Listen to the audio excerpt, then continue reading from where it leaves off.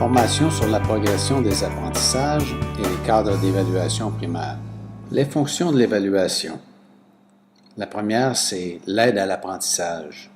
La deuxième, la vérification des apprentissages attendus chez l'élève. On veut bien entendu vérifier les connaissances et la capacité de mobiliser les connaissances dans des tâches concrètes.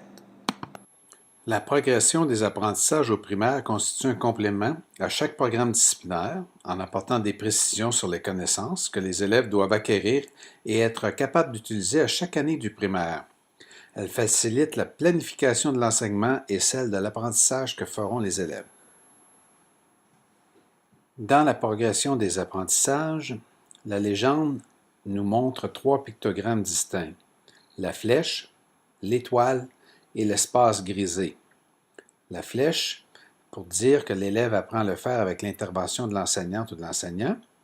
L'étoile, c'est que l'élève le fait par lui-même à la fin de l'année scolaire. Et le grisé, c'est que l'élève réutilise ses connaissances. Voici un exemple concret en ECR. Voici maintenant les cadres d'évaluation des apprentissages, modèle révisé, en éthique et culture religieuse. Les cadres d'évaluation nous fournissent aussi des informations sur la pondération des compétences. La compétence relative au dialogue est une compétence charnière. Elle permet aux 2 premières de se développer. Au fin de l'évaluation, le critère lié à cette compétence est observé avec la première et la deuxième compétence du programme. Aussi, la compétence 1 et la compétence 3 valent-elles 50% du résultat, tout comme la compétence 2 et la compétence 3. Regroupement des critères en éthique et culture religieuse. Alors, le programme d'éthique et culture religieuse comporte 3 compétences: réfléchir sur des questions éthiques, manifester une compréhension du phénomène religieux et pratiquer le dialogue.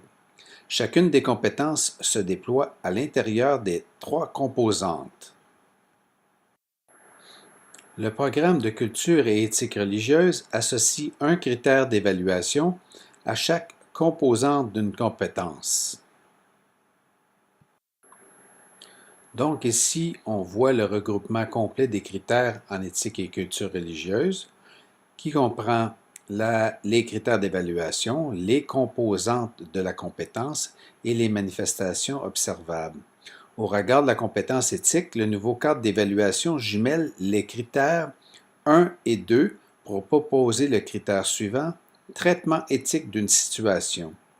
Il reformule le 3e critère de la manière suivante: évaluation pertinente des options. Alors voici en gros les changements au niveau des critères en éthique et culture religieuse. En ce qui a trait à la compétence relative à la culture religieuse, un nouveau cadre d'évaluation propose également 2 critères au lieu de 3, en jumelant les critères 1 et 2 pour donner le critère suivant: traitement adéquat des expressions du religieux. Quant au 3e critère, il est formulé dorénavant de la façon suivante: prise en compte appropriée de la diversité.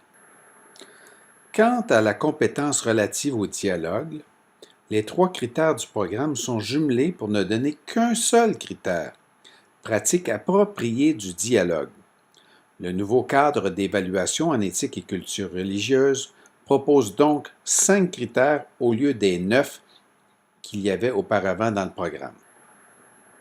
Donc, en résumé, la compétence relative au dialogue est une compétence charnière. Elle permet aux 2 premières de se développer.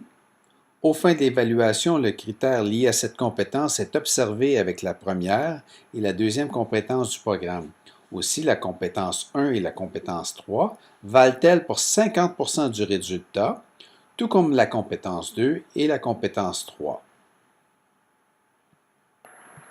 La progression des apprentissages aussi nous donne des indications concernant les critères d'évaluation et les manifestations observables de celles-ci. Donc, on a, comme dans cette légende, la double flèche qui nous indique que l'évaluation des apprentissages s'effectue dans un processus d'aller-retour entre l'acquisition des connaissances propres à une discipline et la compréhension, l'application ainsi que la mobilisation de celle-ci.